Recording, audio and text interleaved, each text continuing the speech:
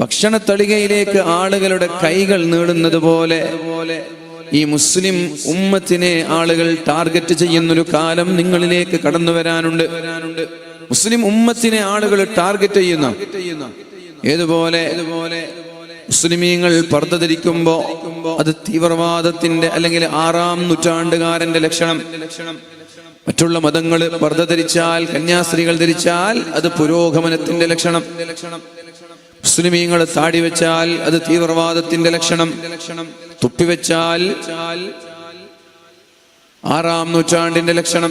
ഇങ്ങനെ മുസ്ലിമീങ്ങളുമായി ബന്ധപ്പെട്ട വിഷയങ്ങളിൽ തർക്കം. ഒരു ഇലക്ഷൻ വരുമ്പോ എല്ലാ പാർട്ടിക്കാരും വോട്ടിന് വേണ്ടി ഉപയോഗിക്കുന്നത് മുസ്ലിമീങ്ങളെ മുസ്ലിമീങ്ങളെ ചുറ്റിപ്പറ്റിയുള്ള വർത്തമാനങ്ങൾ. ഏത് ഇലക്ഷൻ വരുമ്പോ നിങ്ങൾ ശ്രദ്ധിച്ചോളൂ. ഏത് ഇലക്ഷൻ, ഈവൻ നമ്മുടെ പ്രബുദ്ധ കേരളം എന്ന് നമ്മൾ വിളിക്കുന്ന ഈ കേരളത്തിൽ പോലും, കേരളത്തെ നമ്മൾ പ്രബുദ്ധ കേരളം എന്നാണ് വിളിക്കുക. ഈ പ്രബുദ്ധ കേരളത്തിൽ പോലും ഒരു ഇലക്ഷൻ വരുമ്പോ വോട്ട് പിടിക്കാൻ നമ്മുടെ നാട്ടിലുള്ള ചില പാർട്ടികളൊക്കെ ഉപയോഗിക്കുന്നത് മുസ്ലിമീങ്ങളെ നാല് തെറി പറയാ എന്നുള്ളത്. രാഹുൽ ഗാന്ധി വിജയിച്ചപ്പോ അവിടെയും മുസ്ലിമീങ്ങളെ തെറി പറയാ. അച്ഛൻ സമാധിയായപ്പോ അവിടെയും മുസ്ലിമീങ്ങളെ തെറി പറയാ.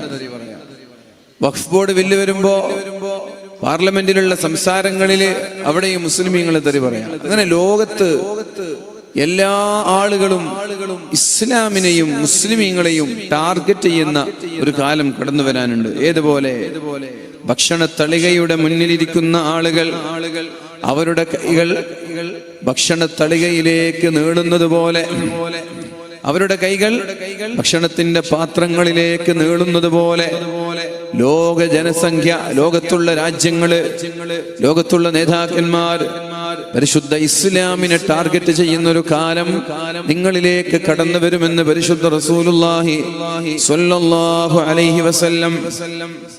അപ്പോഴാണ് അല്ലാഹുവിന്റെ ഹബീബായ നബിതങ്ങൾ നബിതങ്ങളോട് ചോദിക്കുന്നത്, വമിൻ ഖില്ലത്തിൻ നഹ്നു യാ റസൂലല്ലാഹ്, അല്ലാഹുവിന്റെ റസൂലേ, എണ്ണം കുറഞ്ഞതാണോ കാരണം? മുസ്ലിമീങ്ങളുടെ ജനസംഖ്യ കുറഞ്ഞതാണോ കാരണം? നബിതങ്ങൾ പറഞ്ഞില്ലേ, ബദഅൽ ഇസ്ലാമു ഗരീബൻ വസയഊദു കമാ ബദഅ, പരിശുദ്ധ ഇസ്ലാം തുടങ്ങുന്നത് വിചിത്രമായിട്ടാണ്. വസയഊദു കമാ ബദഅ, എങ്ങനെയാണോ തുടങ്ങിയത് അതേപോലെ പരിശുദ്ധ ഇസ്ലാം അവസാനിക്കുമെന്ന് പരിശുദ്ധ റസൂലുള്ളാഹി സ്വല്ലല്ലാഹു അലൈഹി വസല്ലം. എങ്ങനെയാണോ തുടങ്ങിയത് അതേപോലെ പരിശുദ്ധ ഇസ്ലാം അവസാനിക്കുമെന്നാ പറഞ്ഞത്. തുടങ്ങിയത് എങ്ങനെ? മഹാനായ ബിലാൽ ഇബ്നു റബാഹ് തങ്ങളെ വളരെ നിഷ്ഠൂരമായി ലാ ഇലാഹ ഇല്ലല്ലാഹ് ചൊല്ലിയതിന്റെ പേരിൽ ചുട്ടുപൊള്ളുന്ന മണലാരുണ്യത്തൂടെ നഗ്നനായി വലിച്ചു കൊണ്ടുപോയി. മഹാനായ ബിലാൽ ഇബ്നു റബാഹ് തങ്ങളെ ചാട്ടവാറ് കൊണ്ട് നിരന്തരമായി അടിച്ച് കുടിക്കാൻ വെള്ളം ചോദിച്ചപ്പോ വെള്ളം നൽകാതെ വായിലേക്ക് മൂത്രമൊഴിച്ചു കൊടുത്ത് ബിലാൽ ഇബ്നു റബാഹ് തങ്ങളെ ചുട്ടുപൊള്ളുന്ന മണലാരുണ്യത്തിൽ ഇങ്ങനെ നിരന്തരമായി അടിക്കുമ്പോ ആമൻതു ബില്ലാഹി വറസൂലിഹി, ഞാൻ അല്ലാഹുവിനെ കൊണ്ടും അവന്റെ റസൂലിനെ കൊണ്ടും വിശ്വസിച്ചിരിക്കുകയാണ്. നിങ്ങൾ എന്നെ അടിച്ചാലും നിങ്ങൾ എന്റെ കൈകാലുകൾ മുറിച്ച് കഴുകന്മാർക്ക് വലിച്ചെറിഞ്ഞാലും ഞാൻ എന്റെ മതം ഉപേക്ഷിച്ച് നിങ്ങളുടെ മതത്തിലേക്ക് തിരിച്ചു വരാൻ തയ്യാറല്ലെന്ന് പറഞ്ഞപ്പോ വീണ്ടും വളരെ നിഷ്ഠൂരമായി മഹാനായ ബിലാൽ തങ്ങളെ പീഡിപ്പിച്ചിട്ടായി ഈ മതം തുടങ്ങിയത്. മുസ്ലിമായതിന്റെ പേരിൽ മഹദിയായ സുമയ്യ ബീവി റളിയല്ലാഹു അൻഹയുടെ ലൈംഗിക അവയവങ്ങളിലേക്ക് ഇരുമ്പിന്റെ ദണ്ട് പ്രവേശിപ്പിച്ച് നിഷ്ഠൂരമായി കൊലപ്പെടുത്തിയിട്ടായി മതം തുടങ്ങിയത്. മഹാനായ അമ്മാർ തങ്ങളെ, യാസിർ തങ്ങളെയൊക്കെ എത്ര നിഷ്ഠൂരമായിട്ടാണ് അവർ പ്രയാസപ്പെടുത്തിയത്, പീഡിപ്പിച്ചത്. ഇങ്ങനെ എത്രയോ സ്വഹാബാക്കളെ ക്രൂരമായ രീതിയിൽ പീഡിപ്പിച്ചിട്ട് അതെല്ലാം തരണം ചെയ്ത് വളർന്നു വന്ന മതമാണിത്. പർദ്ദ ധരിച്ചതിന്റെ പേരിൽ, ഹിജാബ് ധരിച്ചതിന്റെ പേരിൽ മദീനയിൽ പോലും മഹാന്മാരായ മുസ്ലിമീങ്ങളിൽപ്പെട്ട വനിതകളുടെ വസ്ത്രം വലിച്ചൂരാൻ ജൂതന്മാരായ ആളുകൾ ശ്രമിച്ചിട്ടുണ്ട് അല്ലാഹുവിന്റെ ഹബീബിന്റെ കാലത്ത്. അപ്പൊ ബദഅൽ ഇസ്ലാമു ഗരീബൻ വസയഊദു കമാ ബദഅ, എങ്ങനെയാണോ ഇസ്ലാം തുടങ്ങിയത് അതേപോലെ പരിശുദ്ധ ഇസ്ലാം അവസാനിക്കുമെന്ന് പരിശുദ്ധ റസൂലുള്ളാഹ്. ഫതൂബാ ലിൽ ഗുറബാ, അങ്ങനെ ഒരു കാലം നിങ്ങളിലേക്ക് കടന്നു വരുമ്പോ ഫതൂബാലിൽ ഖുറബായിങ്ങളായ ആളുകൾക്ക് സ്വാഗതം. അവരാണ് നാളെ വിജയിക്കുന്നത്. ആരാണ് ഖുറബായിങ്ങൾ എന്നറിയോ പ്രിയപ്പെട്ടവരെ? അല്ലദീന യുസ്ലിഹൂന ബിമാ അഫ്സദന്നാസ്. ജനങ്ങളെല്ലാം മോശക്കാരാകുമ്പോ, ജനങ്ങളെല്ലാം തമ്മാടിത്തരങ്ങളിലേക്ക് പോകുമ്പോ, അത് തെറ്റാണ്, ചെയ്യരുത് എന്ന് പറഞ്ഞ് നന്മ പറഞ്ഞു കൊടുക്കുന്ന ആളുകൾ, അവരാണ് വിജയികളെന്ന് പരിശുദ്ധ റസൂലുള്ളാഹ്.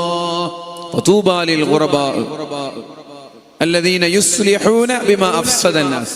ജനങ്ങളൊക്കെ മോശമായി പെരുമാറുമ്പോ, മോശത്തരങ്ങൾ പ്രവർത്തിക്കുമ്പോ, അയ്യോ ചെയ്യല്ലേ, അത് തെറ്റാണ് എന്ന് പറയുന്നവർ, ജനങ്ങളിലേക്ക് നന്മ എത്തിച്ചു കൊടുക്കുന്നവർ.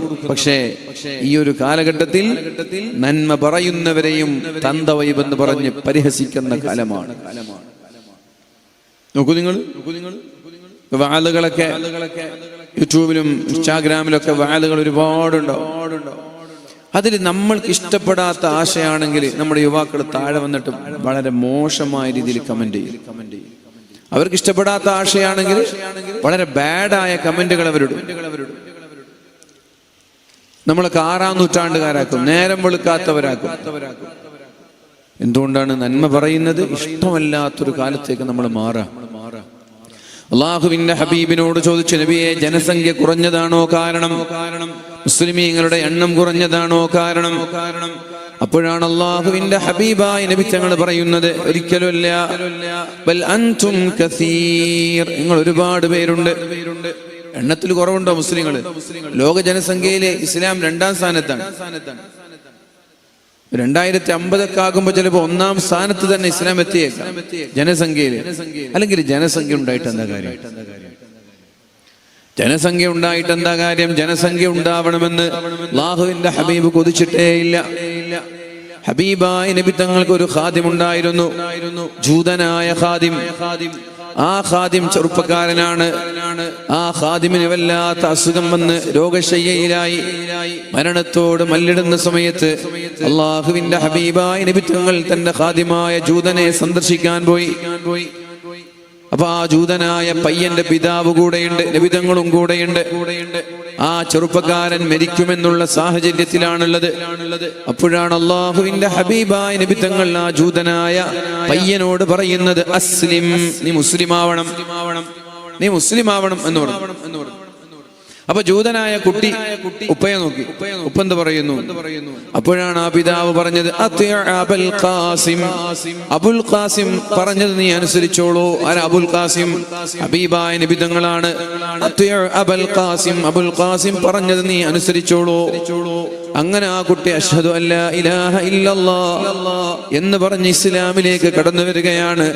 അപ്പോഴാണ് അല്ലാഹുവിന്റെ ഹബീബായ നബി തങ്ങൾ പറയുന്നത്, അൽഹംദുലില്ലാഹില്ലദീ അൻഖദഹു ബി മിനന്നാർ. ഞാൻ കാരണം ഈ ചെറുപ്പക്കാരനെ നരകത്തിൽ നിന്ന് മോചിപ്പിക്കാൻ എനിക്ക് കഴിഞ്ഞല്ലോ, അൽഹംദുലില്ലാഹ്. അംഗസംഖ്യയാണ്, ജനസംഖ്യ കൂടാനാണ്, മുസ്ലിങ്ങളുടെ മെമ്പർഷിപ്പ് കൂട്ടാനാണെങ്കിൽ ഈ മരിക്കാൻ പോകുന്ന കുട്ടി മുസ്ലിം ആവേണ്ട ആവശ്യമില്ല. ഈ മരിക്കാൻ പോകുന്ന കുട്ടി മുസ്ലിം ആവേണ്ട ആവശ്യമില്ല. ജൂതൻ എന്തുകൊണ്ടാണ് അബുൽ ഖാസിം എന്ന് പറഞ്ഞത്? മരിക്കാൻ പോകുന്ന ഈ കുട്ടിയെ കൊണ്ട് ജൂതനൊരു കാര്യമില്ല. മരിക്കാൻ പോകുന്ന കുട്ടിയാണ്. ഈ മുസ്ലിം ആയാലും ജൂതനായാലും ആ പിതാവിനൊന്നും ഇഷ്ടപ്പെടാനില്ല. നേരെ മറിച്ച് ജീവിക്കുന്ന ഈ ജൂത മുസ്ലിം ആയില്ല. മരിക്കാൻ പോകുന്ന കുട്ടിയോട് അബുൽ ഖാസിം നബി തങ്ങൾ അംഗീകരിക്കാൻ പറഞ്ഞു. നബി തങ്ങളെ സംബന്ധിച്ചിടത്തോളം ഇസ്ലാമിലേക്ക് മെമ്പർഷിപ്പ് അല്ല വേണ്ടത്, ഒരാളെയെങ്കിലും നരകത്തിൽ നിന്ന് മോചിപ്പിക്കണം എന്നതേ നബി തങ്ങൾ ആഗ്രഹിച്ചുള്ളൂ. ഇതേപോലെയല്ല മഹാനായ അബൂ ത്വാലിബ്, അല്ലാഹുവിന്റെ ഹബീബിന് താങ്ങും തണലുമായി കൂടെ നിന്നവരാണ് അബൂ ത്വാലിബ്. അബൂ ത്വാലിബിനോട് അല്ലാഹുവിന്റെ ഹബീബായ നബി തങ്ങള് മരണത്തോടടുത്ത സമയത്ത് 100 തവണ പറഞ്ഞിട്ടുണ്ട് മുസ്ലിം ആവണമെന്ന്. പക്ഷേ അബൂ ത്വാലിബ് പരസ്യമായി മുസ്ലിമായിട്ടില്ല, പരസ്യമായി മുസ്ലിമായിട്ടില്ല. കൂടെ അബൂജഹലും കൂട്ടരുണ്ട്. അവർ മുസ്ലിം ആവുന്നതിൽ നിന്ന് അബൂ ത്വാലിബിനെ തടയുകയാ ചെയ്തത്. പരസ്യമായി അബൂ ത്വാലിബ് മുസ്ലിം ആവാൻ തയ്യാറായിട്ടില്ല, രഹസ്യമായിട്ട് നമ്മൾക്കറിയില്ല. അപ്പോഴാണ് അല്ലാഹുവിന്റെ ഹബീബിനോട് അല്ലാഹു പറയുന്നത്, ഇന്നക ലാ തഹ്ദീ മൻ അഹ്ബബ്ത. നിങ്ങൾ ഇഷ്ടപ്പെടുന്ന ആളുകളെ ഇസ്ലാമിലേക്ക് കൊണ്ടുവരണമെന്ന് പറഞ്ഞാൽ അത് നടക്കാൻ പോകുന്ന കാര്യമില്ല. ഇസ്ലാം എന്ന് പറഞ്ഞാൽ ഒരു തൗഫീഖാണ്. ഇസ്ലാം എന്ന് പറഞ്ഞാൽ അതൊരു ഭാഗ്യമാണ്. നമ്മൾ വിചാരിച്ചവരൊക്കെ മുസ്ലിം ആവണമെന്നില്ല. ഇനി നമ്മുടെ മക്കളാണെങ്കിലും ശരി, സ്വന്തം മക്കളാണെങ്കിലും ശരി, അവർ മുസ്ലിമായി മരിക്കണമെന്നൊരു നിർബന്ധമില്ല. ശ്രദ്ധിക്കണം എന്റെ പ്രിയപ്പെട്ട സഹോദരങ്ങളെ. അല്ലാഹുവിന്റെ ഹബീബായ നബി തങ്ങൾ പറയുന്നുണ്ട്, യുസ്ബിഹുർ റജുലു മുഅ്മിനൻ വയുംസി കാഫിറാ. രാവിലെ സുബഹി നിസ്കരിക്കാൻ പള്ളിയിലേക്ക് വന്ന ഒരാൾ വൈകുന്നേരമാകുമ്പോൾ സത്യനിഷേധിയായി മാറുന്ന ഒരു കാലം നിങ്ങളിലേക്ക് കടന്നു വരാനുണ്ട്. യുസ്ബിഹുർ റജുലു മുഅ്മിനൻ വയുംസി കാഫിറാ. യുസ്ബിഹുർ റജുലു മുഅ്മിനൻ, മുഅ്മിൻ എന്നാ പറഞ്ഞത്, മുസ്ലിം എന്നല്ല. രാവിലെ മുഅ്മിനും മുസ്ലിം തമ്മിൽ വ്യത്യാസമുണ്ട്. ഷഹാദത്ത് കലിമ ചൊല്ലിയാൽ മുസ്ലിമായി, മുഅ്മിൻ ആവണമെന്നില്ല. യുസ്ബിഹുർ റജുലു മുഅ്മിനൻ, രാവിലെ ഒരാൾ മുഅ്മിനായി, വയുംസി കാഫിറാ, വൈകുന്നേരമാകുമ്പോൾ അവർ കാഫിറായി മാറും, സത്യനിഷേധിയായി മാറും. വയുംസിർ റജുലു മുഅ്മിനൻ വയുസ്ബിഹു കാഫിറാ, വൈകുന്നേരം വിശ്വാസിയായി മഗ്രിബ് നിസ്കരിക്കാൻ പള്ളിയിലേക്ക് വന്ന ഒരാൾ രാവിലെയാകുമ്പോൾ കാഫിറായി മാറുന്നൊരു കാലം വരും. നമ്മുടെയൊക്കെ ചില പെൺകുട്ടികള് വീട് വിട്ടിറങ്ങുകയാണ്, ഉമ്മമാരുടെ പൊരുത്തമില്ലാതെ, ഉമ്മമാരെ കരയിപ്പിച്ചുകൊണ്ട് പെണ്ണിനെ കല്യാണം കഴിച്ച് ലെസ്ബിയനിസം എന്ന ലിബറലിസ്റ്റുകളുടെ, ഈശ്വരവാദികളുടെ, നവനാസ്തികരുടെ പുതിയൊരു സിദ്ധാന്തത്തിലേക്ക് നമ്മുടെ ചില പെൺകുട്ടികൾ പോലും കടന്നു പോവുകയാണ്. പ്രിയപ്പെട്ടവരെ, ഇതിന്റെയൊക്കെ പിന്നിൽ ലോകത്തെ വലിയ കുത്തകകളാണെന്നുള്ളൊരു യാഥാർത്ഥ്യം നമ്മൾ മനസ്സിലാക്കണം. മെഡിക്കൽ മേഖലയിലുള്ളവർ ഇതിനൊക്കെ പിന്നിൽ വെറുതെ അല്ല, ഇതിനൊക്കെ പിന്നിൽ വലിയ മെഡിക്കൽ മേഖലയിലുള്ള മാഫിയകളുടെ പ്രേരണയാണ്. ഒരു ആണിനോട് നീ പെണ്ണാണ് എന്ന് തോന്നിപ്പിക്കാൻ നിരന്തരമായിട്ട് പറയാം, നീ പെണ്ണാണ്, നീ പെണ്ണാണ്. ആണിന് തോന്നാണ്, ഒരു ആണായി ജനിച്ച ഒരാൾക്ക് തോന്നാണ് ഞാൻ പെണ്ണാണ് എന്ന്. 18 വയസ്സാകുമ്പോ തോന്നാണ് ഞാൻ പെണ്ണാണ്. അങ്ങനെ തോന്നി അയാള് 25 വയസ്സാകുമ്പോൾ അയാള് പെണ്ണിന്റെ വേഷം ധരിക്കാൻ തുടങ്ങി. പിന്നെന്താ ചെയ്യാ? ഹോർമോൺസ് കുത്തിക്കയറ്റുകയാണ്. പെണ്ണിനുള്ള ഹോർമോൺസ്, താടിരോമങ്ങള് ഇളകിപ്പോകാനുള്ള ഹോർമോൺസ്, അതേപോലെ സർജറി നടത്തുകയാണ്, ലൈംഗികമായ ശസ്ത്രക്രിയകൾ നടത്തുകയാണ്. എന്നിട്ട് ഒരു പെണ്ണായി അയാൾ നിലനിൽക്കണമെങ്കിൽ അയാളുടെ മരണം വരെ ലക്ഷക്കണക്കിന് രൂപയുടെ ചെലവാണ് അയാൾക്കുള്ളത്. അഥവാ ഒരാണ് പെണ്ണായി ജീവിക്കുകയാണ്. അങ്ങനെ ഇതൊന്നും അത്ഭുതമായി തോന്നരുത് കേട്ടോ, ഇതൊക്കെ നോർമലായി മാറിയിട്ടുണ്ട്. 25-30 വയസ്സ് വരെ ആണായി ജീവിച്ചവൻ 30 വയസ്സിന്റെ ശേഷം പെണ്ണാവുകയാണ്. ചുരിദാർ ധരിക്കാണ്, ഷാള് ധരിക്കാണ്, താടിരോമങ്ങളൊക്കെ ഇഞ്ചക്ഷൻ നൽകി, മരുന്നുകൾ നൽകി, പെണ്ണിനെ പോലെ താടിരോമങ്ങളൊക്കെ വളരാതിരിക്കാനുള്ള ലേസർ നൽകി, പെണ്ണിനെ പോലെ മുഖമായി ഹോർമോൺസ്, മാരടങ്ങൾ വളരാൻ വേണ്ടി ഹോർമോണുകൾ കുത്തിവെക്കുക. ശരീരത്തിന്റെ ലൈംഗിക അവയവങ്ങള് അവരെന്ത് ചെയ്യുക? ശസ്ത്രക്രിയയിലൂടെ മാറ്റിവെക്കുക. എന്നിട്ടൊരു പെണ്ണാണെന്ന് പറയാ. ഇതൊക്കെ നാൾക്ക് നാൾ വർദ്ധിച്ചു വരികയാണ് പ്രിയപ്പെട്ടവരെ. പെണ്ണിന് തോന്നാണ് ഞാൻ ആണാണ് എന്ന്. ഇന്നിപ്പോ ഒരു കുട്ടിയൊക്കെ ജനിച്ചാൽ കുട്ടി ആണാണോ പെണ്ണാണോ എന്ന് പറയാൻ ഡോക്ടർമാർക്ക് അവകാശമില്ല. ആ ഒരു രീതിയിലേക്ക് കാലം മാറാൻ. ഒരു കുട്ടി പ്രസവിച്ചു, ഒരു ഭാര്യ പ്രസവിച്ചു. നമ്മള് മുമ്പൊക്കെ പ്രസവിച്ചാൽ എന്താ പറയാ? എന്നാലിന്ന് ഫാത്തിമ അല്ലെങ്കിൽ ആയിഷ പ്രസവിച്ചിട്ടുണ്ട്, മോളാണ്, പെൺകുഞ്ഞാണ് എന്നാ പറയാ. ഇനിയിപ്പോ അത് പറയാൻ പാടില്ല, പ്രസവിച്ചിട്ടുണ്ടെന്നേ പറയാൻ പാടുള്ളൂ. മോളാണോ ആണാണോ പെണ്ണാണോ എന്ന് പറയാൻ പാടില്ല. അങ്ങനെ നിങ്ങൾ ഇതൊന്നും അത്ഭുതപ്പെടണ്ട. ഇതൊക്കെ ഞാനൊരു എക്സാഗ്രേഷൻ ആയിട്ട് പറയല്ല. This is the fact. അങ്ങനെ ഒരു ലോകത്തേക്കാണ് നമ്മുടെ ലോകം പോകുന്നത്. പക്ഷെ അമേരിക്കക്കാരനൊക്കെ ഇത് മടുത്തു. ഇന്ത്യക്കാരിപ്പോ തുടങ്ങാം. അമേരിക്കക്കാരനും മടുത്തു, യൂറോപ്യൻ രാജ്യങ്ങൾക്ക് ഇതൊക്കെ മടുത്തു. എന്നാൽ നമ്മളിപ്പോ തുടങ്ങാണ്, പുതിയതായിട്ട് തുടങ്ങാണ്.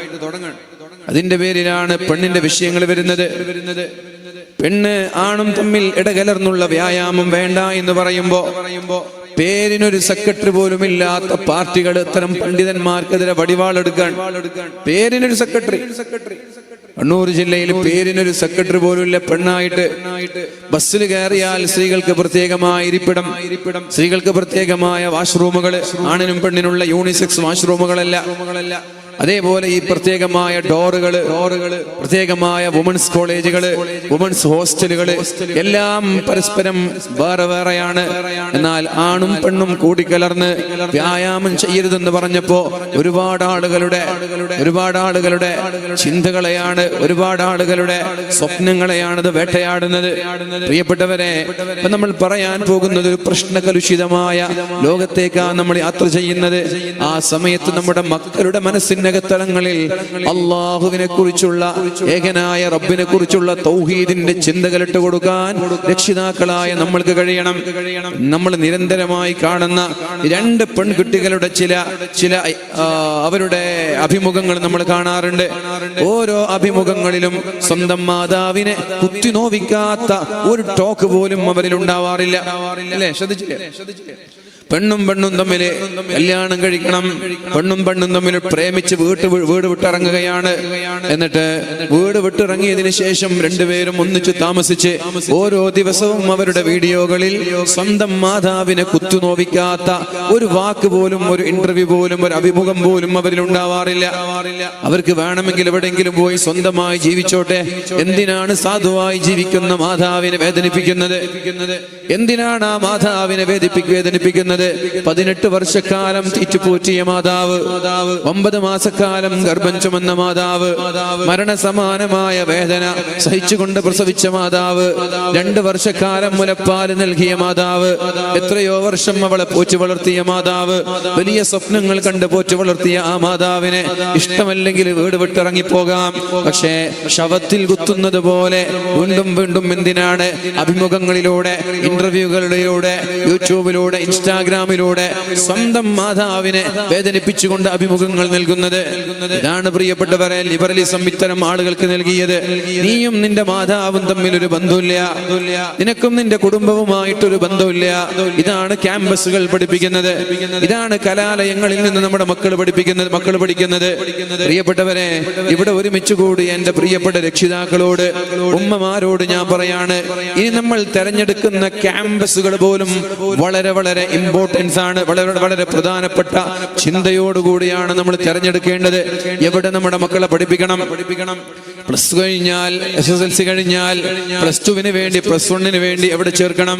ഒരുപാട് ആലോചനകളുടെയും ഒരുപാട് പഠനങ്ങളുടെയും ശേഷമാണ് നമ്മുടെ മക്കളെ ഒരു ഇസ്ലാമിക അന്തരീക്ഷമുള്ള സ്ഥാപനങ്ങളിൽ തന്നെ ചേർക്കണം. ഡിഗ്രിക്ക് എവിടെ പഠിപ്പിക്കണം? ഇസ്ലാമിക അന്തരീക്ഷമുള്ള സ്ഥാപനങ്ങളെ നമ്മൾ തെരഞ്ഞെടുക്കണം. അല്ലെങ്കിലോ പഠിച്ചു കഴിയുമ്പോഴേക്കും അവർ ലിബറലിസ്റ്റുകളാവാണ്. അവരെ പറഞ്ഞിട്ട് കാര്യമില്ല. എല്ലാവർക്കും വേണ്ടത് എന്റർടൈൻമെന്റ് ആണ്, എല്ലാവർക്കും വേണ്ടത് ആസ്വാദനമാണ്. കള്ളു കുടിക്കരുത് എന്ന് പറയുന്നതിനോട് ആർക്കാ താല്പര്യം ഉണ്ടാവുക? വ്യഭിചരിക്കരുത് എന്ന് പറയുന്നതിനോട് ആർക്കാ താല്പര്യം ഉണ്ടാവുക? പ്രേമിക്കരുത് എന്ന് പറയുന്നവരോട് ആർക്കാ താല്പര്യം ഉണ്ടാവുക? ചാറ്റിംഗ് ചെയ്യരുത് എന്ന് പറയുന്നതിനോട് ആർക്കാ താല്പര്യം ഉണ്ടാവുക? ലിവിങ് ടുഗദർ വേണ്ട എന്ന് പറയുന്നവരോട് ആർക്കാ താല്പര്യം ഉണ്ടാവുക? ഔറത്ത് മറക്കണമെന്ന് പറയുന്നവരോട് ആർക്കാ താല്പര്യം ഉണ്ടാവുക? അപ്പൊ മറുതലക്കൽ ഒരു വിഭാഗം ആളുകളുണ്ട്. യുവർ ബോഡി യുവർ ചോയ്സ്, നിന്റെ ശരീരം നിന്റെ ഇഷ്ടമാണ്. യുവർ ഡ്രസ് യുവർ ചോയ്സ്, നിന്റെ വസ്ത്രം നിന്റെ ഇഷ്ടമാണ്. നിന്റെ പാർട്ട്ണർ നിന്റെ ഇഷ്ടമാണ്. നിന്റെ സെക്സ് നിന്റെ ഇഷ്ടമാണ്. നിനക്ക് നിന്റെ മാതാപിതാക്കളുമായി ബന്ധമില്ല, നിന്റെ കുടുംബക്കാരുമായി കമ്മിറ്റ്മെന്റ് ഇല്ല. നിന്റെ മാതാവ് അവരവരുടെ സുഖത്തിന് വേണ്ടി ഒരുമിച്ച് കൂടിയപ്പോ അപ്രതീക്ഷിതമായിട്ടാണ് നീ ഉണ്ടാവുന്നത്.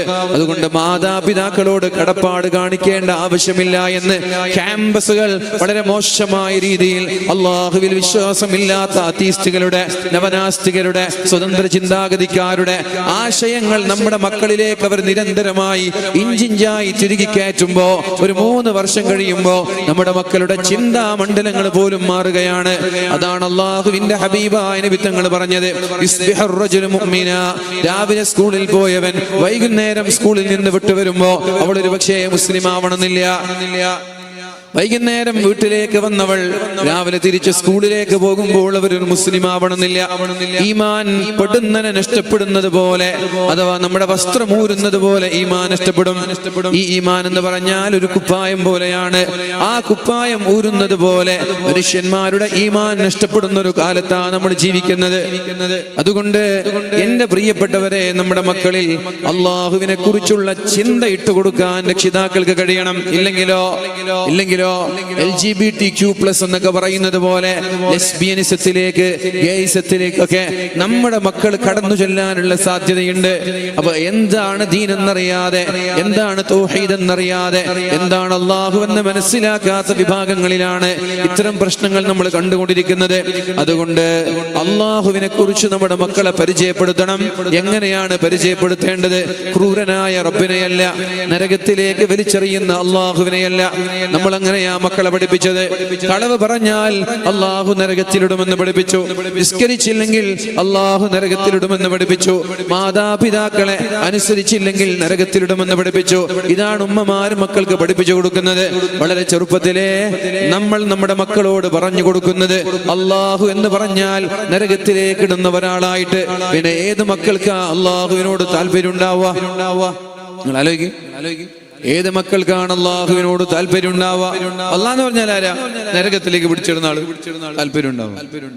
സ്കൂളിൽ നന്നായി അടിക്കുന്ന അധ്യാപകനോട് ഏതെങ്കിലും കുട്ടികൾക്ക് താല്പര്യം ഉണ്ടാവും? മദ്രസയിലെ നന്നായി അടിക്കുന്ന ഉസ്താദിനോട് ഏതെങ്കിലും കുട്ടികൾക്ക് താല്പര്യം ഉണ്ടാവും? ഉണ്ടാവില്ല. അപ്പൊ നമ്മൾ എങ്ങനെ നമ്മുടെ മക്കൾക്ക് അള്ളാഹുവിനെ പരിചയപ്പെടുത്തുന്നു എന്നത് വളരെ പ്രധാനം. എന്തേ കാരുണ്യവാനായ റബ്ബിനെ നമ്മുടെ മക്കൾക്ക് പറഞ്ഞു കൊടുത്താൽ, കാരുണ്യവാനായ അല്ലാഹു, കരുണാമയനായ അല്ലാഹു, ഗഫൂറായ അല്ലാഹു, പാപങ്ങളൊക്കെ പുറത്തു തരുന്ന അല്ലാഹു, തിന്മകളൊക്കെ മറച്ചു വെക്കുന്ന അല്ലാഹു, പട്ടിണി കിടക്കുന്നവന് ഭക്ഷണം നൽകുന്ന അല്ലാഹു, ഒറ്റപ്പെട്ടു പോകുമ്പോൾ സഹായിയായി കൂടെ വരുന്ന അല്ലാഹു. അല്ലാഹു തആല അല്ലാഹുവിനെ കുറിച്ച് പറഞ്ഞത് ഇങ്ങനെയാണ്: അല്ലാഹുവിന്റെ 100 കാരുണ്യങ്ങളിൽ ഒരു കാരുണ്യമാണ്, 1% കാരുണ്യമാണ് അല്ലാഹു ഭൂമിയിലേക്ക് പറഞ്ഞയച്ചത്. 100 കാരുണ്യത്തില് ഒരു കാരുണ്യം, ഒരു റഹ്മത്ത് മാത്രമാണ് അല്ലാഹു ഭൂമിയിലേക്ക് പറഞ്ഞയച്ചത്. ബാക്കി 99 കാരുണ്യവും അല്ലാഹു ആഖിറത്തിലേക്ക് വേണ്ടി എടുത്തു വെച്ചിരിക്കുകയാ. ബാക്കി 99 കാരുണ്യവും അല്ലാഹു ആഖിറത്തിലേക്ക് വേണ്ടി എടുത്തു വെച്ചിരിക്കുകയാണ്. ആ 1% കാരുണ്യത്തിൽ നിന്നാണ് സ്വന്തം മാതാവ് മക്കളോട് കരുണ കാണിക്കുന്നത്. ഞാൻ പറഞ്ഞു, താമരശ്ശേരിയിൽ ഒരു ചെറുപ്പക്കാരൻ ലഹരിയുടെ അടിമയായി മാതാവിനെ വെട്ടിക്കുന്നൊരു ചെറുപ്പക്കാരൻ. ആ മാതാവ് വെട്ടേറ്റ് ഹോസ്പിറ്റലിൽ നിന്ന് മരിക്കാതെ ജീവിതത്തിലേക്ക് തിരിച്ചു വന്നിരുന്നുവെങ്കിൽ തന്നെ വെട്ടാനും തന്നെ കൊല്ലാനും ശ്രമിച്ച തന്റെ മകനെ തീയിലേക്ക് വലിച്ചെറിയാൻ ആ മാതാവ് തയ്യാറാകുമോ? തയ്യാറാവോ? ഉമ്മാനെ വെട്ടിക്കൊല്ലാൻ മകൻ ശ്രമിച്ചു, മരിച്ചു ഉമ്മ. നേരെ മറിച്ച് ആ മാതാവ് മരണപ്പെടാതെ ഹോസ്പിറ്റലിൽ നിന്ന് അത്ഭുതകരമായി രക്ഷപ്പെട്ടു എന്ന് സങ്കല്പിക്കുക. മാതാവിനറിഞ്ഞു ഇവൻ എന്നെ കൊല്ലാൻ വേണ്ടി വെട്ടിയതാണ് എങ്കിൽ ആ മകനെ അറസ്റ്റ് ചെയ്യുന്നതിനോട് പോലും മാതാവിന് താല്പര്യം ഉണ്ടാവില്ല. ഉണ്ടാവോ? അവനെ പോലീസുകാർ കൊണ്ടുപോയി അറസ്റ്റ് ചെയ്യുന്നതിനോട് പോലും മാതാവിന് താല്പര്യം ഉണ്ടാവില്ല. എന്തുണ്ടാ? എത്ര വലിയ പാപം ചെയ്താലും, എത്ര വലിയ തെറ്റു ചെയ്താലും ആ പാപങ്ങൾക്ക് മാപ്പ് നൽകുന്ന കോടതിയാണ് നമ്മുടെ മാതാവിന്റെ കോടതി. എത്ര വലിയ പാപമാണെങ്കിലും ആ പാപങ്ങൾക്ക് മാപ്പ് നൽകുന്ന കോടതി മാതാവിന്റെ കോടതിയാണ്.